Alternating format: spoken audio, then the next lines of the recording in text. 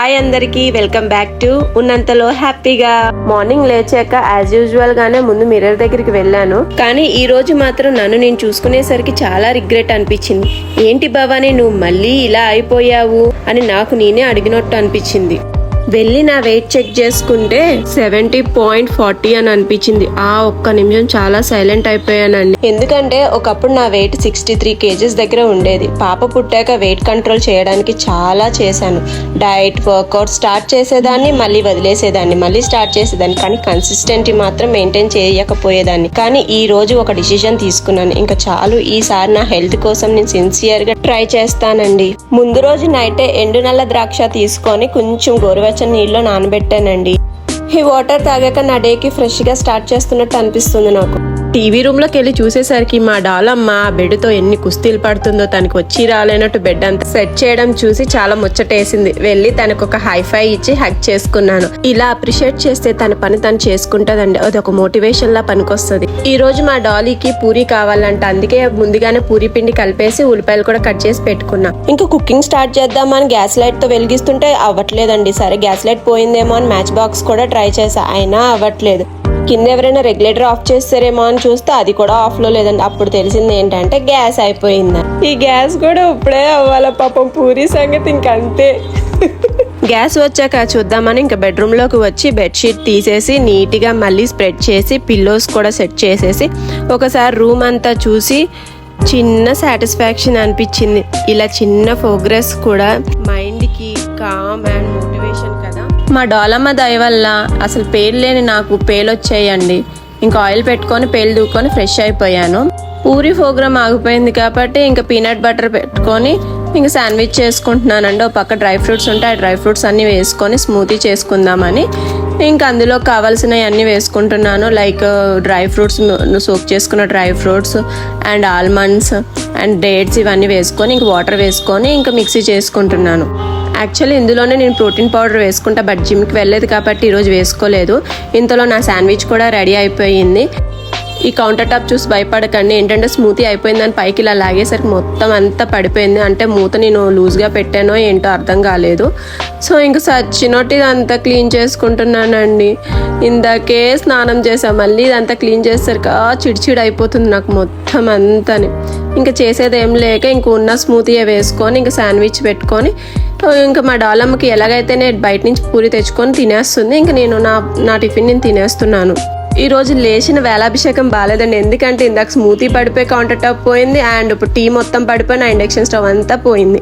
బాబ్బా చాలా అంటే చాలా ఇరిటేషన్ వచ్చింది. మళ్ళీ టీ పెట్టి మళ్ళీ నేను వేస్తున్నానంటే చూడండి. ఇంకా మా హస్బెండ్కి ఏమో షుగర్ వేసాను, నేను వితౌట్ షుగరే తాగుతున్నాను. ఇంకా తీసుకెళ్ళి ఇంక ఇద్దరం తాగామండి. జస్ట్ టీ ఒక సిప్ వేసానండి. ఎందుకో తెలీదు కళ్ళు తిరిగిపోయి ఒళ్ళంతా నొప్పులు వచ్చేసి ఏడ్ చేసేసరికి మా హస్బెండ్ భయం వేసి ఇంకా ప్రసాద్ గారు హాస్పిటల్ తీసుకెళ్లారు మా తాడేపల్లిగూడెంలోని. ఇంకా తీరా వెళ్ళేసరికి ఆయన ఎక్స్రే రాసి ఇచ్చారు. ఇంకా ఆర్నమెంట్స్ అన్ని తీసి మా హస్బెండ్ చేతిలో పెట్టి ఇంక ఎక్స్రే రూమ్కి వెళ్ళిపోయాను. ఎక్స్రే రూమ్లో ఉన్నా అన్న మాటే కానీ చాలా చాలా భయం వేసింది. ఎందుకంటే నేను చాలా ఫిట్గా ఉంటాను, హెల్తీగానే తింటాను కదా, నాకే ఎందుకు ఇలా అవుతుంది అని. నాకు మా బాబు పుట్టిన కాడి నుంచి కాళ్ళు చేతులు లాగుతున్నాయి. కానీ గత 10 days నుంచి ఎందుకో తెలీదు అరపాదాలు బాగా నొప్పి వస్తున్నాయి. దట్టు లెఫ్ట్ లెగ్ నుంచి రైట్ నెక్ వరకు వెళ్ళిపోయింది. ఇంకా రిస్క్ తీసుకోకూడదని ఇంక కూడా వచ్చామండి. ఇంకా డాక్టర్ ఏమన్నారు అంటే ఎక్కువ స్ట్రెయిన్ పడుతుంది అంట. నాది స్పైనల్ కార్డ్ డిస్క్ ఎంత గ్యాప్ ఉండాలో దానికంటే తక్కువ ఉండడం వల్ల ఈ స్ట్రెయిన్ అన్నది పడుతుందంట. సో బాగా బెడ్ రెస్ట్ తీసుకోమని చెప్పారు. ఇంకా జిమ్ కట్ట వెళ్ళొద్దు, తర్వాత వెళ్దిగాని అని చెప్పారు. ఇంకొకటి ఏంటంటే నరాలకి డే బై డే ఇంజెక్షన్ ఇవ్వాలి అని చెప్పారు. ఇంజెక్షన్ అంటేనే ముందే భయం, అందులోని డే బై డే ఇంజెక్షన్ అంట. ఈ కోర్స్ వాడాక కూడా తగ్గపోతే అప్పుడు MRI స్కానింగ్ ఇస్తానని చెప్పారు. అండ్ నడానికి వచ్చి కంపల్సరీగా బెల్ట్ వేసుకొని పని చేసుకోవాలంట, లేకపోతే ఇంకా సీరియస్ అవుతుందని చెప్పారు. ఇంకా టాబ్లెట్స్ ఒకటి తీసుకున్నామండి. బెల్ట్ నా సైజ్ లేదంట. ఇంక ఇంటికి వచ్చేసాక ఇంకా కిచెన్ లోకి వెళ్ళి గబగబా రైస్ కుక్కర్ లో కర్రీ వండేస్తున్నాను. ఒక పక్క ఏమో ఇండక్షన్ స్టవ్ లోనేమో ఇంకా రైస్ పెట్టేశాను. అప్పటికే 1 అయిపోయిందండి. ఇంకా లేట్ అయిపోతుందని ఇంకా ఫాస్ట్ గా చేసేసాను. ఎంత హెల్త్ బాగున్నా బాగోపోయినా మనకి కిచెన్ లో పని మాత్రం తప్పదండి. మనం అన్నది లేకపోతే వీళ్ళు ఏమైపోతారు చెప్పండి. ఇంకా సర్వ్ చేసేసాను అందరికీ. ఇంకా మా పిల్లలు నేను మాట్లాడుకుంటూ ఉన్నాం. నేను ఫస్ట్ అయితే కీరా తిన్నానండి, తర్వాత కొంచెం అన్నముని కర్రీ వేసుకొని తిన్నాను.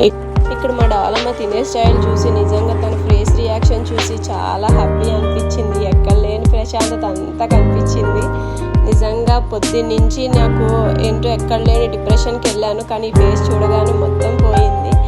ఇంకా తినేసాక ఇంకా టాబ్లెట్స్ వేసుకోవాలండి. నా టాబ్లెట్స్ అంటేనే నార్మల్గానే నేను ప్రెగ్నెన్సీ టైంలో కాదు కదా, అసలు ఆపరేషన్ అయ్యాక కూడా ఎక్కువ వేసుకునేదాన్ని కాదు. మా అమ్మ ముట్టికాయలు వేసేది అసలు టాబ్లెట్స్ వేసుకోమని. ఇప్పుడైతే డాలీ గురించి తప్పదు కదా, ఇంకా కొంచెంసేపు రెస్ట్ తీసుకున్నాను. తిండి లేకుండా పడుకోమని చెప్పారు ఇంకా డాక్టర్స్, అసలు తిండి వేసుకోవద్దని చెప్పారు. ఇంకా నేను లేచేసరికి ఈవినింగ్ 5:30 అయిందండి. ఇంకా రాగి బింది గట్ట క్లీన్గా కడిగేసుకొని వాటర్ పట్టేసుకున్నాను. ఈ రాగి బింది కడగడం చాలా ఈజీ అండి. ఉప్పు, పీతాంబరం అండ్ నిమ్మకాయ కలిపేసి బాగా మిక్స్ చేసేసుకొని ఇంకా కడిగేస్తే చాలా నీట్గా వస్తుంది అండ్ మెరుస్తుంది కూడా. ఎందుకో తెలీదు, కొంచెం నీరసం అనిపించేసరికి ఇంట్లో గ్రేప్స్ ఉంటే అది మిక్సీ కొట్టుకొని ఇంకా వేసుకున్నాను. నేను షుగర్ వేసుకోలేదు, ఓన్లీ స్టీవియా ఒకటే వేసుకున్నాను. ఇంకా గ్రేప్స్ జ్యూస్ తాగగానే ఇంకా నీరసం అన్న తగ్గుతుంది, ఎందుకంటే ఇందులో యాంటీ ఆక్సిడెంట్స్ ఎక్కువ ఉంటాయి కదండి. నిజం చెప్పాలంటే మన లేడీస్ హెల్త్ విషయంలో చాలా నెగ్లెక్ట్ చేస్తామండి. చాలా మంది లేడీస్కి అరపాదాలు, కాళ్ళు లాగడం చాలా వస్తూ ఉంటాయి. సో నెగ్లెక్ట్ చేయకుండా ఒకసారి డాక్టర్ దగ్గర చూపించుకోండి.